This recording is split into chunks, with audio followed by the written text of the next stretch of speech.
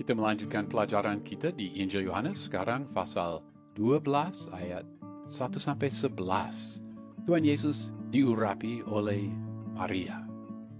Pasal 12 penuh dengan peralihan. Kematian Tuhan Yesus disebut berkali-kali di dalam pasal ini. Peristiwa dan kata bagian ini merujuk pada salib Tuhan Yesus dan kemuliaan Tuhan Yesus. Nah, mengenai pengurapan ini, keempat Injil semuanya mencatat mengenai Tuhan Yesus diurapi. Lihatlah Matius pasal 26 ayat 6 sampai 13. Juga Injil Markus pasal 14 ayat 3 sampai 9. Juga Injil Lukas pasal 7 ayat 36 sampai 50. Dan bagian ini hari ini Injil Yohanes pasal 12 ayat 1 sampai 11. Semuanya mencatat bahwa Tuhan Yesus diurapi. Tetapi apa hubungan antara keempat kisah itu?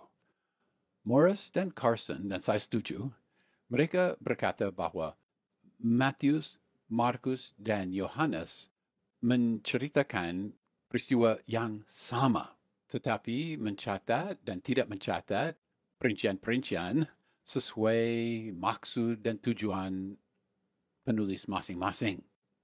Morris dan Carson juga setuju bahwa Injil Lukas pasal 7 ayat 36 sampai 50 menceritakan pengurapan yang lain.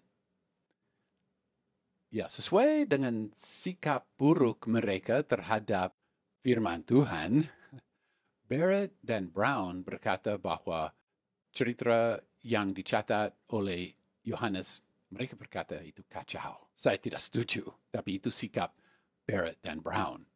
Melihat Injil Matius pasal 26 ayat 6 sampai 13,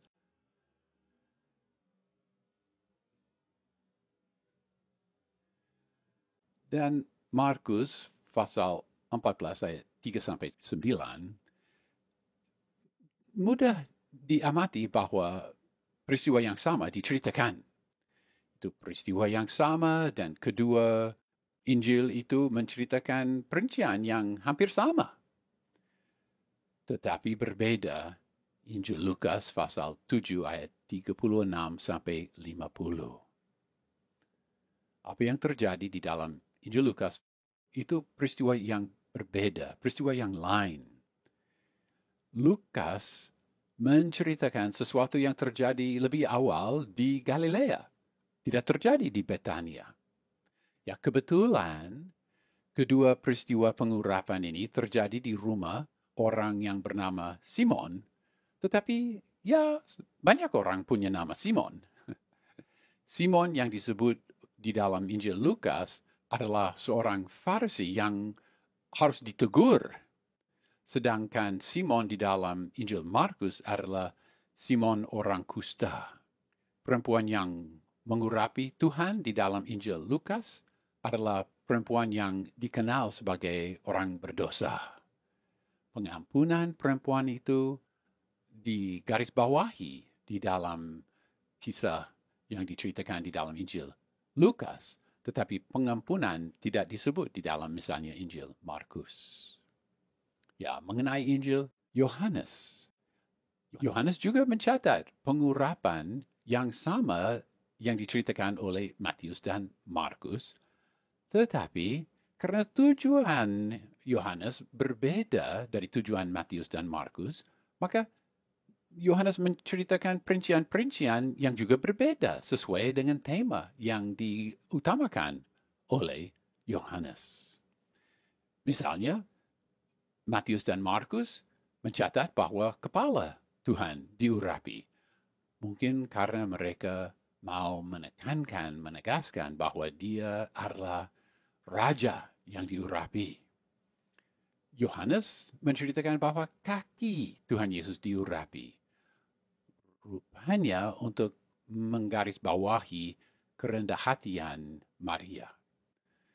Ya, dan lihat perbedaan sikap Maria ini siap mengurapi kaki Tuhan Yesus Kristus jauh berbeda dari sikap ke-12 murid di dalam pasal 13, di mana tidak ada yang membasuh kaki orang di situ, di ruangan atas itu, di mana perjamuan akhir itu terjadi. Jauh berbeda Maria itu daripada ke-12 murid.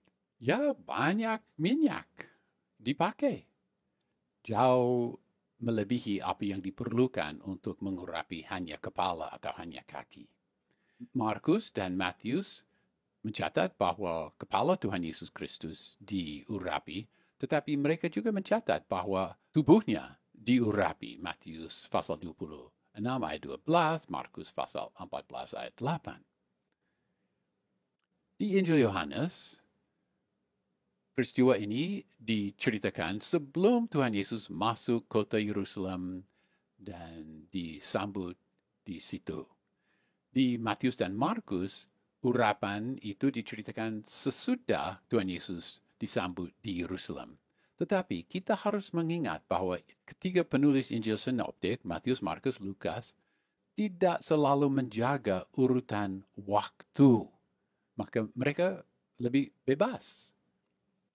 Jadi, ya singkatnya, Matius, Markus, dan Yohanes semua menceritakan urapan yang terjadi di Betania, sedangkan Lukas menceritakan suatu urapan yang berbeda yang terjadi di Galilea. Dan masing-masing penulis Injil mengembangkan tema-tema masing-masing sebagai tanda bahwa dia diurapi sebagai raja yang ditetapkan oleh Allah. Raja Daud diurapi oleh Samuel, seorang pemimpin agama Yahudi. Samuel juga mengurapi Raja Saul. Tetapi Yesus, Raja atas segala raja, tidak diurapi oleh seorang pemimpin dari agama Yahudi. Dia diurapi oleh seorang perempuan yang bernama Maria, saudari dari Marta dan Lazarus. Lihatlah Yohanes pasal 11 ayat 1 dan 2. Mengejutkan, di dalam pengurapan yang dicatat di dalam Lukas pasal 7, Tuhan Yesus juga diurapi oleh seorang perempuan yang dikenal sebagai orang berdosa. Jauh berbeda dari Raja Daud dan Raja Saul. Ya, di atas semua, kita perlu memahami bahwa ayat-ayat ini harus dibaca sebagai suatu kisah penuh dengan penyembahan, kasih dan penyembahan dan rasa syukur kepada Tuhan Yesus Kristus. Kita boleh yakin bahwa Maria tidak pernah kesal bahwa dia mempergunakan minyak itu yang begitu mahal pada hari itu. Pasal 12 ayat 1. 6 hari sebelum Paskah, Yesus datang ke Betania, tempat tinggal Lazarus yang mati, yang dibangkitkan Yesus dari antara orang mati.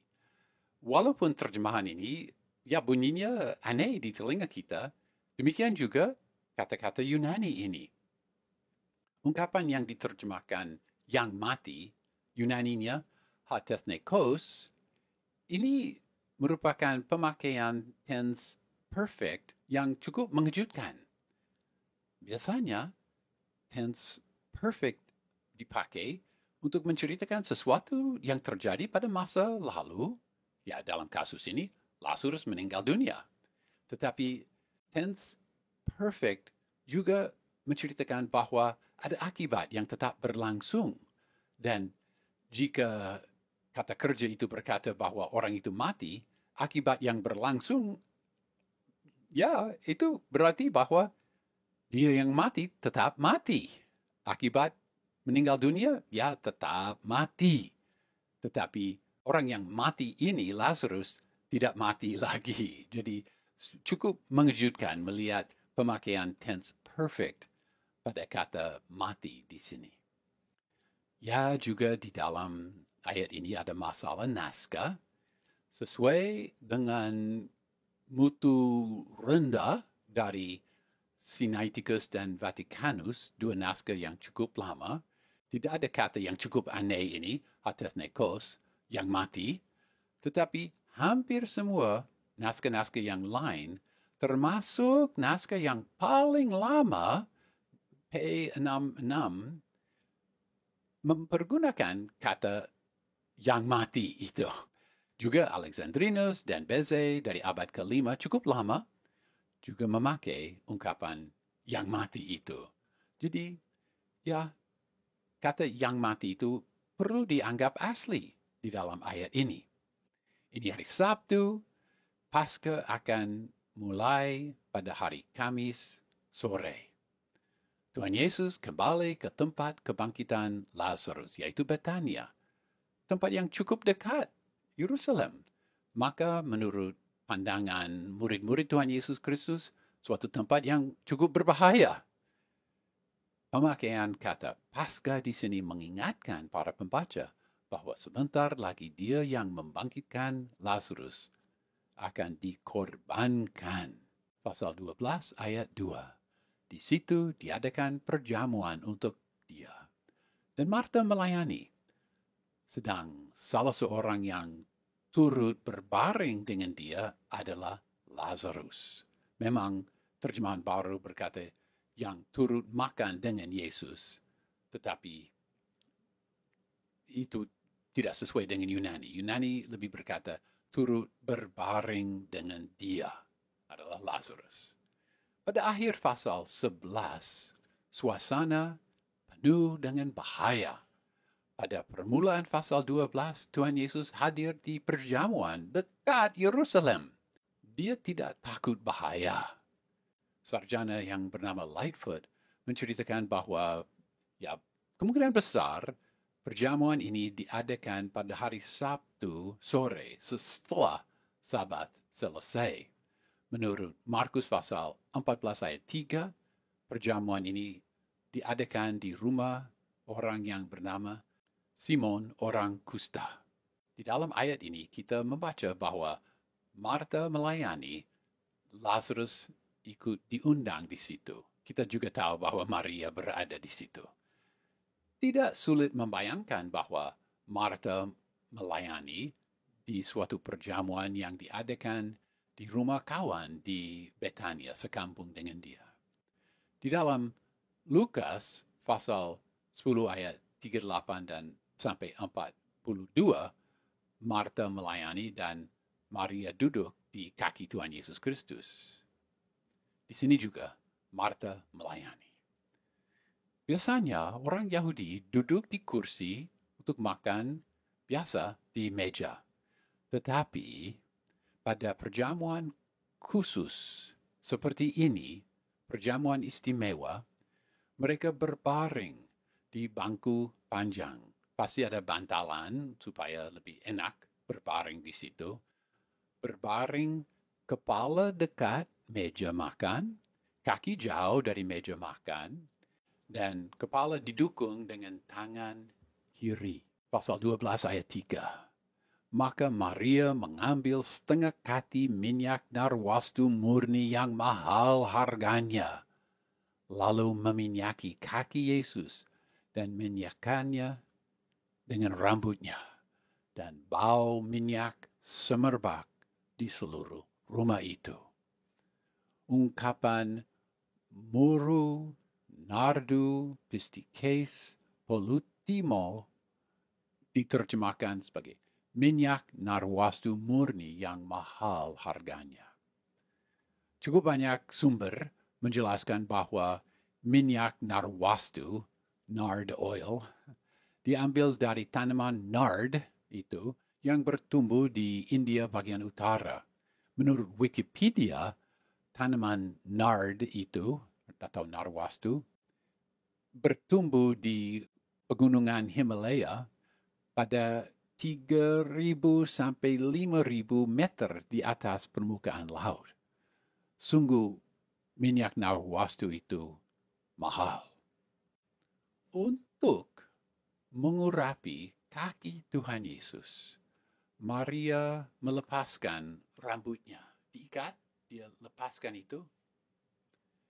Dan ini suatu tindakan yang dianggap tidak sopan di kalangan yang beragama di Israel pada masa itu. Ada kisah di dalam karangan rabi-rabi Israel, ada kisah seorang ibu namanya Kamita, yang semua anak laki-lakinya semua berturut-turut menjadi imam besar di Israel. Pada waktu Kamita itu ditanyai bagaimana dia begitu dihormati dan diangkat di atas semua ibu-ibu di Israel, dia menjawab, "Kasau rumahku tidak pernah melihat rambut kepalaku." Dengan kata lain, dia menjaga kesopanan sampai dia tidak pernah membiarkan rambutnya bebas turun begitu. Di rumah sendiri juga tidak terjadi. Wah, dia sangat menjaga itu. Jauh berbeda sikap Maria itu, jauh berbeda. Maria melihat dia berkesempatan untuk menghormati dan menyembah Tuhan Yesus. Dan dia mengejar itu dengan semangat penuh. Dia tidak mempertimbangkan peraturan dan sikap masyarakat. Dari segi itu, dia tidak mempertimbangkan apa yang akan dikatakan orang. Oh, lihat Maria rambutnya. Tidak apa-apa bagi dia. Dia tahu bahwa Tuhan Yesus layak disembah. Jauh, dan ini jauh lebih penting daripada sikap rakyat. Juga jauh lebih penting ini daripada harga minyak yang paling mahal di seluruh kekaisaran Romawi. Biasanya kepala orang diurapi, bukan kaki. Rupanya Maria mengurapi kaki Yesus, ya menyatakan kerendahan hati Maria terhadap Allah yang dia kasihi. Menurut Markus pasal 14 ayat 3, seluruh isi dari wadah itu dicurahkan. Pasal 12 ayat 4. Tetapi Yudas Iskariot, seorang dari murid-murid Yesus yang akan segera menyerahkan dia, berkata, ya, yang diterjemahkan menyerahkan paradidomi, sering itu negatif seperti sini, tapi tidak selalu negatif. Lihat misalnya pasal 19 ayat 30, Tuhan Yesus menyerahkan nyawanya. Ya, pasal 12, di situ banyak unsur yang merujuk pada kematian Tuhan Yesus. Tidak mengherankan nama Yudas Iskariotes muncul di sini. Menurut Markus pasal 14 ayat 4, beberapa murid berkeberatan dengan pemakaian minyak yang begitu mahal, tetapi menurut Rasul Yohanes, ya itu kata Yudas Iskariotes. Apa ini kontradiksi? Kontradiksi antara catatan Markus dan apa yang ditulis Yohanes. Tidak merupakan kontradiksi. Yudas berinisiatif di sini, dan sesuai beban Yohanes mencatat bahwa Yudas berkata. Yohanes tidak berkata yang lain diam-diam, tidak. Tetapi Markus mencatat bahwa murid-murid berkeberatan, dan Markus tidak menyebut siapa berinisiatif di sini. Ya, jadi bukan kontradiktif ini, tidak merupakan kontradiksi. Rasul Yohanes mencatat bahwa Yudas Iskariotes ada yang akan mengkhianati, menyerahkan Tuhan Yesus Kristus. Di dalam pasal 6 ayat 71, 18 ayat 2, dan 18 ayat 5, Yohanes mengatakan hal yang sama. Pasal 12 ayat 5, mengapa minyak narwastu ini tidak dijual 300 dinar dan uangnya diberikan kepada orang-orang miskin? Sebuah dinar adalah uang logam dari Perak, uang logam Roma. Kita tahu dari terjemahan literal dari Matius pasal 20 ayat 2 bahwa 1 dinar adalah upah harian bagi orang buruh kasar. Maka kerja selama 1 tahun memperoleh 300 dinar. Ya, barangkali 300 bukan 365 karena tidak kerja pada hari Sabat atau hari raya yang lain. Kita tidak tahu apa keluarga Lazarus begitu kaya sehingga mereka punya banyak minyak narwaste seperti itu, atau ini satu-satunya, kita tidak tahu. Tetapi pertanyaan Yudas secara tersirat menuntut bahwa kepentingan orang miskin dianggap sama pentingnya dengan kepentingan penyembahan. Pasal 12 ayat 6, hal itu dikatakannya bukan karena ia memperhatikan orang-orang miskin, melainkan karena ia adalah seorang pencuri. Ia sering mengambil uang yang disimpan dalam kas yang dipegangnya. Terjemahan baru memakai kata nasib, memperhatikan nasib orang-orang miskin. Sebenarnya kata itu tidak ada di dalam Yunaninya. Hal ini dikatakan bukan karena ia memperhatikan orang-orang miskin. Yudas sering mengambil uang itu. Ini diterjemahkan sering karena pemakaian tense imperfect. Tense imperfect membawa kesan bahwa ini terjadi berkali-kali. Dia tidak hanya sekali mengambil uang, berkali-kali dia terus-menerus mengambil uang yang disimpan di situ. Dia seorang pencuri. Dia tidak membongkar rumah untuk mencuri. Dia mengambil uang kas itu. Dia pencuri. Kerakusan Yudas Iskariotes juga nyata di dalam Matius pasal 26 ayat 15. Di dalam ayat ini dia bertanya berapa banyak uang dia akan peroleh jika dia mengkhianati Tuhan Yesus Kristus. Perhatian Yudas bagi orang miskin merupakan topeng karena kerakusan. Apakah kemunafikan itu masih berada di seluruh dunia pada masa kini? Ya, mungkin ada kemunafikan itu. Di seluruh dunia kadang dapat dilihat. Pasal 12 ayat 7. Maka Yesus berkata, biar dia.